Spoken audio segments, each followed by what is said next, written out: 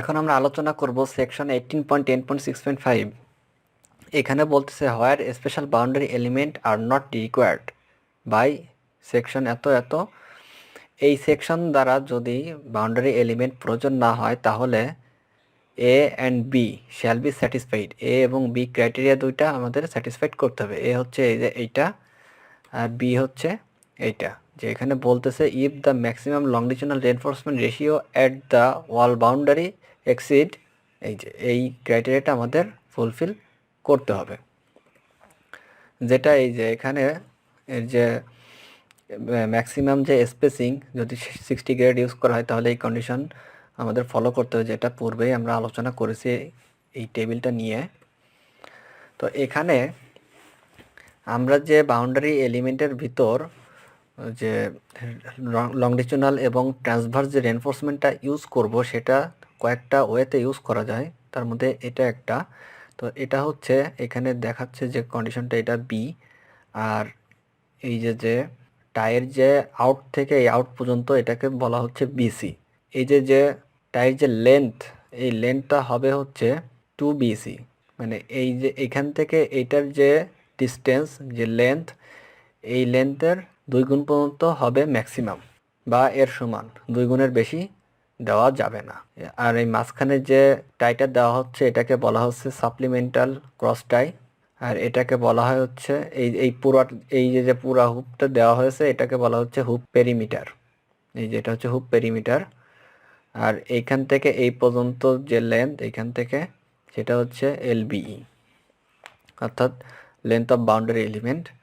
আর এটা হচ্ছে লংডিচুনাল যে রেনফোর্সমেন্ট, সেই লংডিচুনাল বারের যে এখানে সিঙ্গেল টাই দিয়ে দেখানো হচ্ছে, এটার নাম দেওয়া হচ্ছে ওয়েভ ক্রস টাই।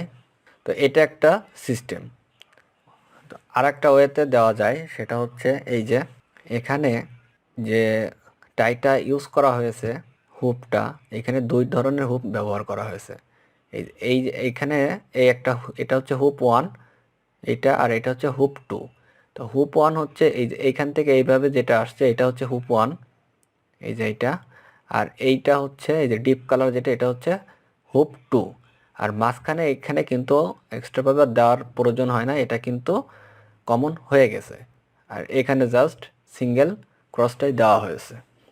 তো এখান থেকে এটার লেন্থ হবে হচ্ছে 2 BC, অর্থাৎ এটার 2 গুণ এর বেশি দেওয়া যাবে না। আর এখান থেকে এটার হবে একই 2 BC, এর বেশি দেওয়া যাবে না, 2 গুণ সর্বোচ্চ। আর ওভারল্যাপের যে ডিস্টেন্স এটা হবে 150 mm।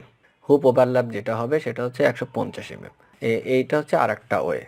আর এখানে অলরেডি আমরা এটা একবার আলোচনা করেছি, যে এখানে দেখানো হচ্ছে যে এখানে যে ট্রান্সভার্স রেনফোর্সমেন্টটা আসছে, তো এইটা কতদূর পর্যন্ত দিতে হবে আর কতটুকু এখান থেকে গ্যাপ রাখতে হবে। অর্থাৎ এই ক্লিয়ার কভার থেকে, মানে একেবারে বাউন্ডারি এলিমেন্টের শেষ থেকে 6 ইঞ্চির বেশি গ্যাপ রাখা যাবে না, 6 ইঞ্চির কম রাখতে হবে। রেখে এখান থেকে এইভাবে এল হয়ে যাবে, আর এখান থেকে এই পর্যন্ত ডিস্টেন্সটা হবে এলডিএইচ।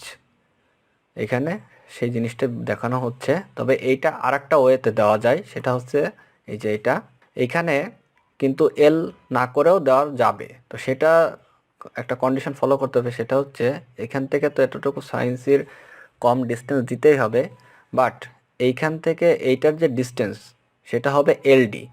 এটাই হচ্ছে মূল পার্থক্য। আগেরটা এখান থেকে এই পর্যন্ত ডিস্টেন্সটা ছিল এলডিএইচ, আর এটা হচ্ছে এলডি।